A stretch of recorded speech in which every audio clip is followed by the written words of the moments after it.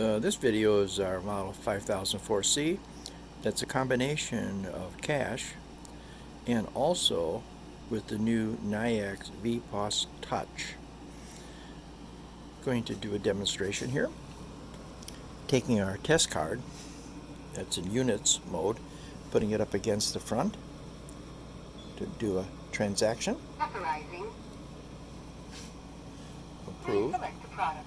Okay, I'm going to press selection here. It's a $30 card. Okay, can I get any more? Nope. Alright. Next, let's see if it'll take game cards, in other words, phony cards and things like that. So I'm going over here, pressing my buttons. Nothing. Okay. Swiping my card. Authorizing transaction cancel. Aha! And can't get a free card.